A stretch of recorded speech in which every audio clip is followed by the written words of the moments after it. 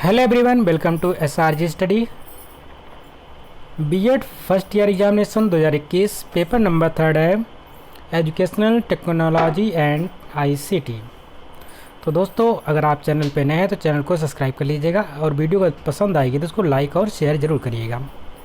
आइए वीडियो की शुरुआत करते हैं। वीडियो के अंत तक आप बने रहिएगा क्योंकि जो यहाँ पे इम्पोर्टेंट प्रीवियस ईयर का जो क्वेश्चन पेपर है वो आपके आने वाले एग्ज़ाम के लिए भी अति इम्पोर्टेंट है।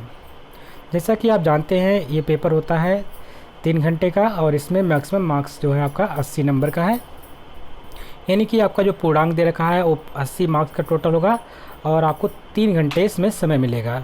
पेपर की अगर बात करते हैं तो जो कॉपी आपकी होती है वो लगभग 31 पेज की होती है, ठीक है। तो 31 पेज तक आप इसमें लिख सकते हैं।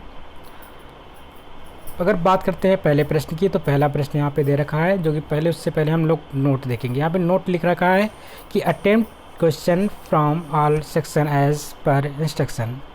निर्देशानुसार सभी खंडों से प्रश्न के उत्तर दीजिए। सेक्शन ए है खंड आ, जो कि very short answer type question है, अति लघुत्तरी। इसमें क्या है कि इसमें भी एक नोट्स दे रखा है और नोट्स में आपको देखना है, ध्यानपूर्वक पढ़ना है। इसमें लिखा है कि attempt all parts of this question, give answer of each part in about 25 words, each parts carries 1 marks. इस प्रश्न के सभी भागों के उत्तर दीजिए। प्रत्येक प्रश्न का उत्तर लगभग 25 शब्दों में हो। प्रत्येक भाग 1 अंक का होगा। तो आपको पता होगा कि यहाँ पे 10 प्रश्न दे रखे हैं, 10 प्रश्न के 1-1 नंबर है। टोटल आपके खंड आ से 10 नंबर मिलने वाले हैं।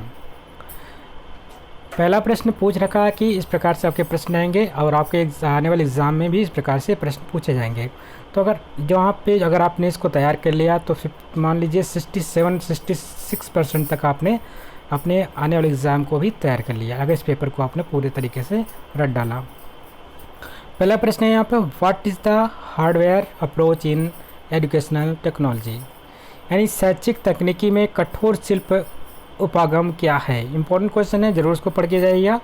सेकंड प्रश्न है, mention the need of educational technology, शैक्षिक तकनीकी की आवश्यकता का उल्लेख कीजिए। प्रश्न नंबर 3 है, write about instructional design,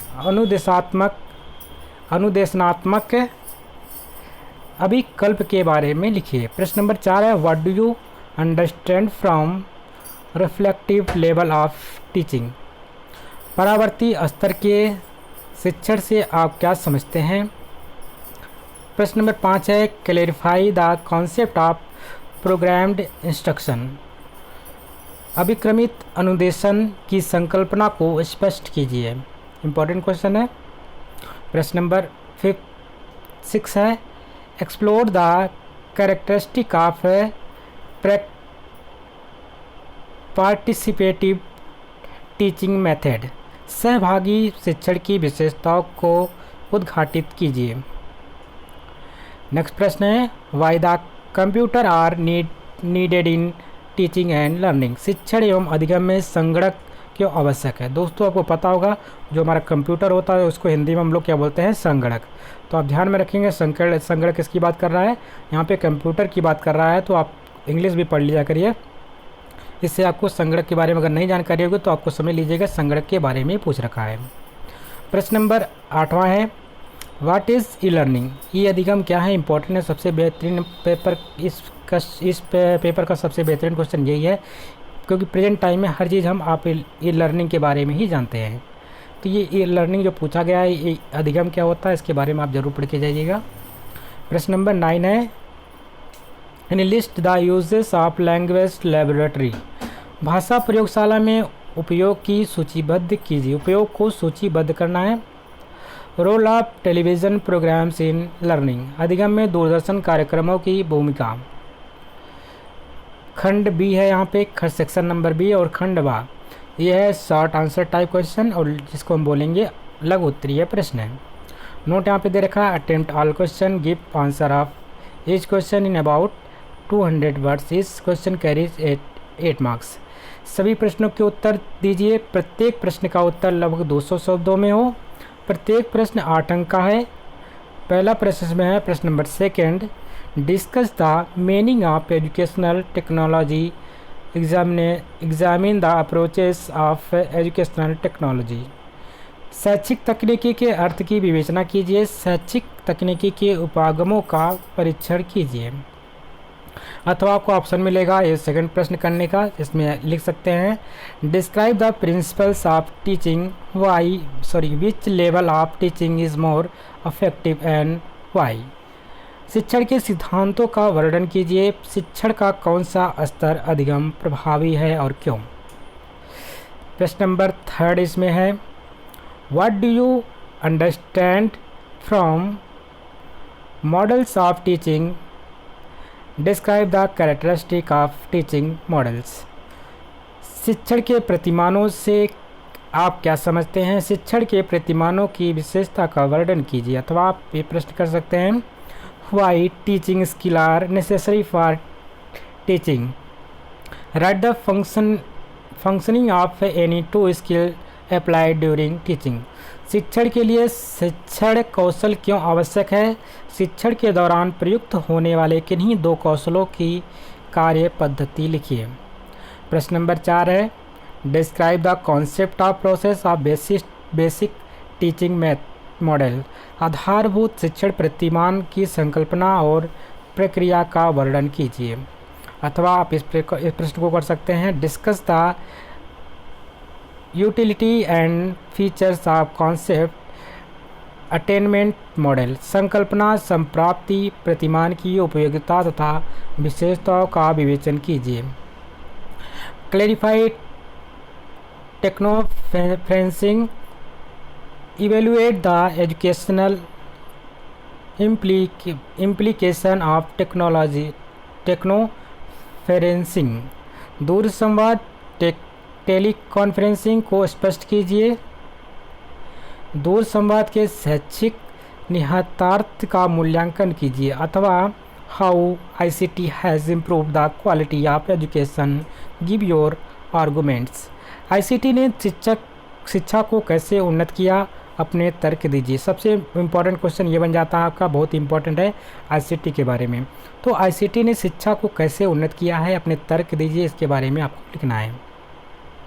what is प्रश्न नंबर 6 है what is blended learning, write the merits and demerits of blended learning.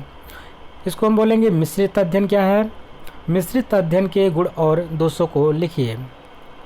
प्रश्न नंबर 7 इसमें है अगला है याद इसके स्थान पे ये लिख सकते हैं। अथवा information and communication technology plays pivotal role in spreading the span of education in India, discuss. भारत में सूचना एवं संप्रेषण की तकनीकियों ने शिक्षा के प्रसार में निर्णायक भूमिका निभाई है, विवेचना कीजिए। इसमें से आप सभी प्रश्न जो दे रखे थे सभी के आपके एक एक ऑप्शनल थे, जिसमें से आप ऊपर वाला कर सकते थे या नीचे वाला, ठीक है। तो जो भी आपको पसंद आए उसको कर सकते थे। अब हम बात करेंगे सेक्शन सी के बारे में। सेक्शन सी की बात करता है यहाँ पे, जो कि खंड सा है। ये लॉन्ग आंसर टाइप क्वेश्चन होता है और यहाँ पे नोट्स पढ़िएगा। नोट्स में दे रखा है कि attempt any 2 questions, give answer of each question in about 500 words. इस क्वेश्चन कैरीज 15 मार्क्स। यहाँ लिखा है कि किन्हीं 2 प्रश्नों के उत्तर दीजिए, प्रत्येक प्रश्न का उत्तर लगभग 500 शब्दों में हो। प्रत्येक प्रश्न 15 अंक का है। What do you understand from types of educational technology? Describe the types of educational technology. शैक्षिक तकनीकी के प्रसारों से आप क्या समझते हैं, शैक्षिक तकनीकी के प्रकारों का वर्णन कीजिए। या अगला प्रश्न है इसमें से describe the concept of levels of teaching, what are the difference between levels of teaching and stages of teaching. शिक्षण के स्तरों की संकल्पना का वर्णन कीजिए। शिक्षण के स्तरों और शिक्षण के चरणों के मध्य क्या अंतर है। अगला प्रश्न है प्रश्न नंबर 8 है evaluate the role of internet in teaching and learning, write the way of affecting learning by internet. शिक्षण एवं अधिगम के अंतर्जाल की भूमिका का मूल्यांकन कीजिए। अंतर्जाल द्वारा प्रभावी अधिगम के उपायों को लिखिए।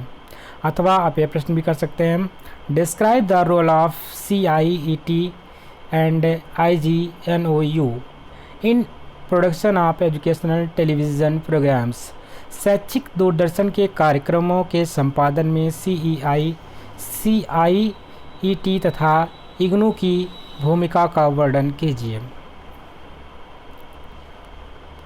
तो दोस्तों आपने देखा इस प्रकार से जो आपका B.Ed थर्ड सेमेस्टर यानी थर्ड पेपर होता है, और ये जो कि फर्स्ट सेकेंड थर्ड सबके लिए अनिवार्य होता है, जबकि दो पेपर आपके ऑप्शनल होते हैं जो आपकी आपका टीचिंग होता है, ठीक है।